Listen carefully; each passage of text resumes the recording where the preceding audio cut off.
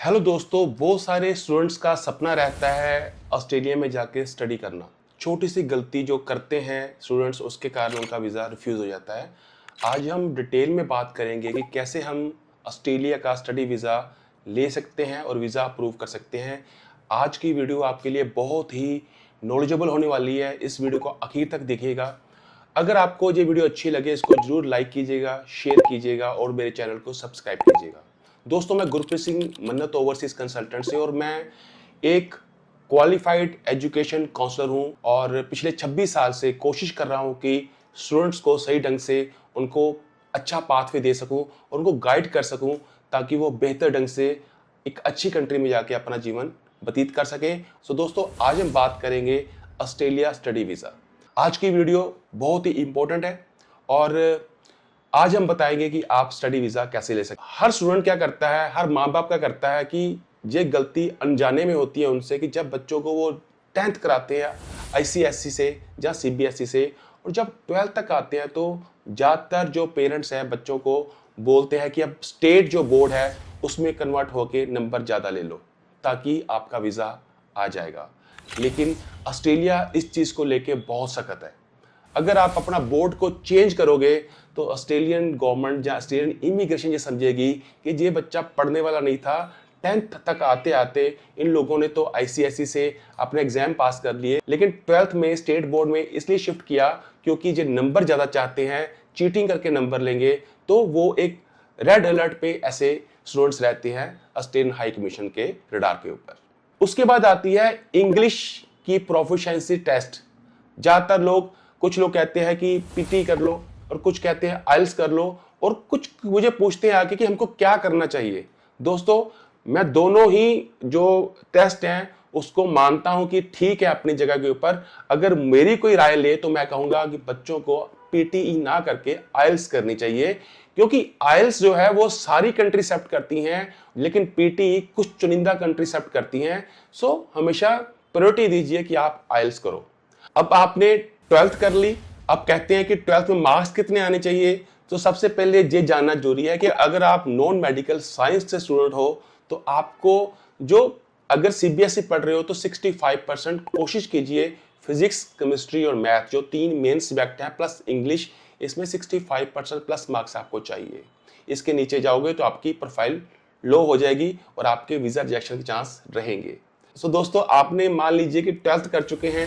अब आइल्स में score band क्या रहेंगे? सो आइडियल स्कोर है 6 6 6 6, सभी में 6 बैंड। इसके ऊपर आ गए तो आप पॉजिटिव प्रोफाइल में जाओगे। सो वीजा अफसर आपको अच्छी नजर से देखेगा। सो फिर मैं कहूंगा कि मैं ज्यादा वेटेज डालूंगा आइल्स के ऊपर रेदर देन पीटीई। उसके बाद आता है कि हमने +2 कर लिया है जी, हमने आइल्स भी कर ली है। अब हमारी जो कोर्स है वो कौन सा होना चाहिए, यूनिवर्सिटी कौन सी होनी चाहिए। जहां पे क्या होता है कि जो मेन वीजा में रोल अदा करती है वो करती है यूनिवर्सिटी, कि किस रेपुटेशन की यूनिवर्सिटी को आप एक्सेप्ट कर रहे हो फ्यूचर स्टडी के लिए।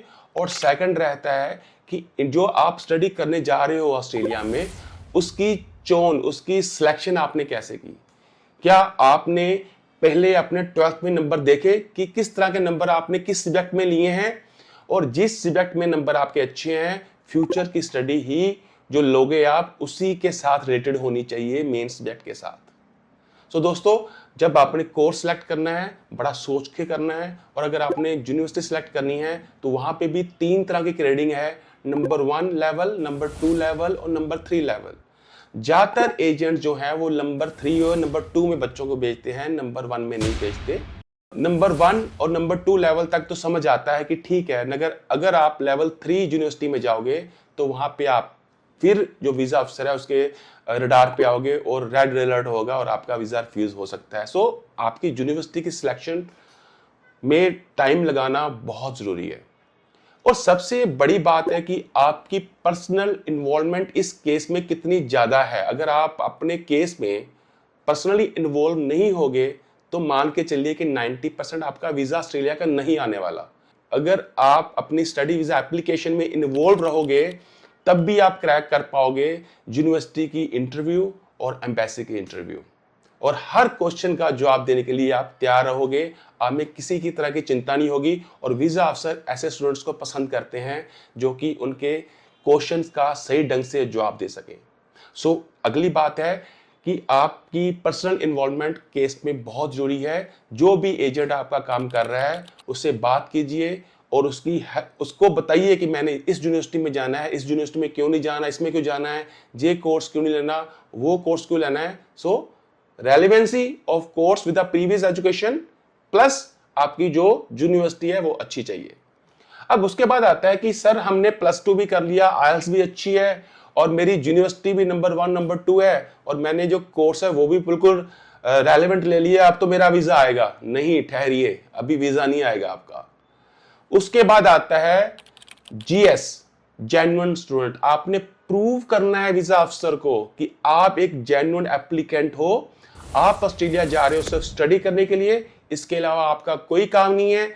उसके बाद आप पोस्ट स्टडी वर्क को गेन करोगे और वो वर्क परमिट के बाद आप इंडिया वापस आओगे और वहां पे रहने की मंशा नहीं है। मतलब स्टूडेंट्स बताएगा वीजा अफसर को कि मैं जहां पे सिर्फ पढ़ने जा रहा हूं, मैंने इतनी कंट्री देखी जी, यूके में स्टडी किया, वहां मुझे ये अच्छा नहीं लगा, मैंने न्यूजीलैंड में ये स्टडी किया, वो अच्छा नहीं लगा, उसके बाद मैंने अमेरिका की एजुकेशन को स्टडी किया, मुझे वो अच्छा नहीं लगा और मैंने ऑस्ट्रेलिया को चुना, ये चीजें अच्छी है इसके लिए, और मैंने उस ऑस्ट्रेलिया में इस स्टेट को चुना, मुझे ये अच्छा लगा स्टेट में, और इस स्टेट में मैंने 5-6 यूनिवर्सिटी देखी थी, लेकिन मैं अपनी यूनिवर्सिटी इसलिए चुन रहा हूं कि इसमें ये बेटर है बाकी यूनिवर्सिटी से, और कोर्स जो मेरा रिलेटेड है पिछली एजुकेशन के साथ, तो मैं इसलिए कोर्स में जा रहा हूं। और ये जो कोर्स है इंडिया में इसकी वैल्यू इतनी है जी, मैं इतनी लेवल की जॉब मुझे मिलेगी, ये प्रोफाइल जॉब की मिलेगी और मुझे इतने पैसे में मंथली मिलेंगे। सो इसीलिए मैंने कोर्स को चुना है।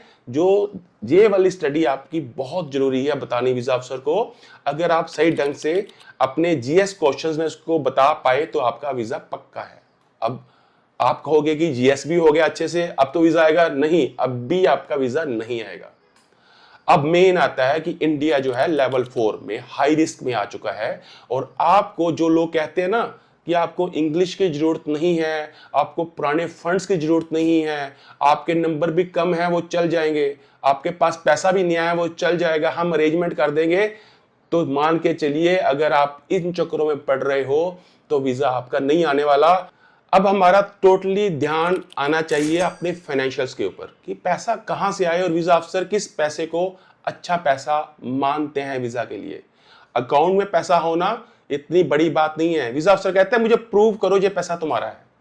अब इस केस में आपने जब स्टेटमेंट प्रोवाइड करनी है वीजा अफसर को 3 से 6 मंथ की, आप बताओगे कि उस पैसे का सोर्स क्या रहेगा, वो पैसा कहां से आया आपने। वीजा अफसर देखेगा कि ये पैसा कहीं पकड़ के स्टडी करने तो नहीं जा रहा। अगर ये ऐसा कर रहा है तो ये बच्चा पढ़ेगा नहीं, वहां जाके सिर्फ काम करेगा, स्टडी इसका मोटिव नहीं है। माँ बाप ने पैसा अरेंज किया है, अरेंज करके उसको बाहर भेज रहे हैं और बच्चा वहां कमाने जा रहा है, पढ़ने नहीं जा रहा। इसके ऊपर आपको थोड़ा सा अलर्ट रहना है, फाइनेंशियल्स के ऊपर पूरा ध्यान केंद्रित करना है। अगर आप नहीं करोगे तो फिर मान के चलिए जो पीछे आप इतना जोखम उठा के आए हो, +2 अच्छी की है, आईएलटीएस अच्छी की है, उसके बाद रिलेटेड कोर्स लिया है, आपने जीएस क्रैक कर दिया है और आपने यूनिवर्सिटी भी अच्छी सिलेक्ट कर ली है, everything is looking good, but financials जहां पे ज्यादातर लोग कहते हैं एजेंट्स को अभी आप ही हमारा अरेंजमेंट कर दीजिए और पैसे ले लीजिए, और मान के चलिए कि वो आपके वीजा के आउटकम के साथ, अप्रूवल के साथ उस एजेंट का कोई ताल्लुक नहीं है। जो पैसा आपने फाइनेंशियल के लिए पकड़ाया है वही उसकी कमाई है, इसके अलावा कुछ नहीं है। सो हमेशा इतना ज्यादा आपको थोड़ी मेहनत करनी पड़ेगी फाइनेंशियल्स को समझने के लिए, लेकिन इतना औखा नहीं है, इतना डिफिकल्ट नहीं है। सो थोड़ा सा किसी अच्छे कंसल्टेंट के पास जाके इसके ऊपर थोड़ी सी मेहनत कीजिए और फाइनेंशियल अच्छे ढंग से तैयार कीजिए ताकि वीजा अफसर को आपके बच्चे के स्टडी के फाइनेंशियल्स पसंद आए। उसके बाद आ जाता है कि इनकम ऑफ पेरेंट्स। अब ज्यादातर लोग कहते हैं यार कि हम ऐसे करते हैं कि माँ बाप के पास तो इनकम टैक्स की रिटर्न्स नहीं है, तो 1 साल में 3 रिटर्न भर लो और वीजा अफसर को दे दो। तो वीजा अफसर जहां पे आके फिर आपको रेड फ्लैग दिखाएगा और रिफ्यूज करेगा ये कहते हुए कि ये इनकम क्रिएट की गई है। अब बड़ा एक इंटरेस्टिंग जहां पे एक टॉपिक रहता है कि कई लोग क्या करते हैं कि अपनी इनकम टैक्स भर रहे हैं, पूरा एनुअली माँ बाप भर रहे हैं और बड़े ऑनेस्टी के साथ अपने इनकम टैक्स डिपार्टमेंट को बता रहे हैं कि हमारी इनकम जहां जहां से आ रही है, लेकिन वीजा अफसर कहता है कि ये जो इनकम आप दिखा रहे हो मुझको आईटीआर में, ये सेल्फ डिक्लेयर्ड इनकम है। मतलब आप सीए के पास गए और सीए को बोला भाई साहब मेरी साल की रिटर्न इतनी है, ये मेरी स्टेटमेंट है, प्रॉफिट लॉस दिखाओ और टैक्स को रफा दफा करो और मुझसे जो लेना लेके मेरी इनकम टैक्स भर दो। वीजा अफसर कहता है मैं इसको इनकम टैक्स नहीं मानूंगा। आप मुझे प्रूव करो कि आप कौन सा बिजनेस कर रहे थे, ये पैसा कहां से आ रहा था, उसकी टर्नओवर क्या है, उसका जीएसटी नंबर कहां पे है उस अकाउंट का, और अकाउंट की करंट अकाउंट की स्टेटमेंट कहां पर है, और आपके क्या क्या आपने उस इंडस्ट्री के रिलेटेड सर्टिफिकेट्स ले रखे हैं, मुझे प्रूव कीजिए कि आप वो बिजनेस कर रहे हो। ज्यादातर लोग दिखाते थे बुटीक की इनकम आ रही है जी, हेयर ड्रेसिंग की इनकम आ रही है। विजा अफसर कहता है मुझे आप हेयर ड्रेसिंग से, बुटीक से या सलून से या एग्रीकल्चर इनकम से मुझे कोई ताल्लुक नहीं है, शो मी द प्रूफ कि आप ये काम कर रहे हो। सो दोस्तों, जब बच्चा आपका 10th पास कर गया है तो आपको भी अपनी काउंसलिंग कराने की जरूरत है बच्चों के साथ साथ, ताकि जब बच्चे का वक्त आए बाहर जाने का, तब आपको कोई एजेंट डॉक्यूमेंट के नाम के ऊपर तुमको ठगे ना, आपका पैसा खराब ना हो। सो दोस्तों, इसके अलावा बहुत सारी चीजें हैं, आप मुझे क्वेश्चन भी पूछ सकते हो। अगर आपके पास कोई डाउट है अपनी एप्लीकेशन को लेके, यू आर ऑलवेज वेलकम। अगर मुझे 26 साल के काम में इतना एक्सपीरियंस भगवान ने दिया है, तो मैं चाहता हूं कि हर बच्चे तक ये एक्सपीरियंस पहुंचे, और कहीं ना कहीं कि बच्चे को एक्सप्लॉइट कोई ना कर सके, वो इतना प्रिपेयर हो कि उसको पता हो कि एप्लीकेशन कैसे होती है, उसको कैसे लॉन्च किया जाता है, फंड्स क्या होते हैं। क्योंकि आपके पेरेंट्स को कुछ नहीं पता, वो तो बेचारे पैसा सेव करके बैठे हुए हैं कि मेरे बच्चे को कहीं काम में सेट कर दूं, कहीं स्टडी में सेट कर दूं। ये आपकी इंटेलिजेंस ही है कि आपने कैसे माँ बाप का पैसा सेव करना है और अच्छे ढंग से उसको कहां पे फिट करना है, कहां लगाना है।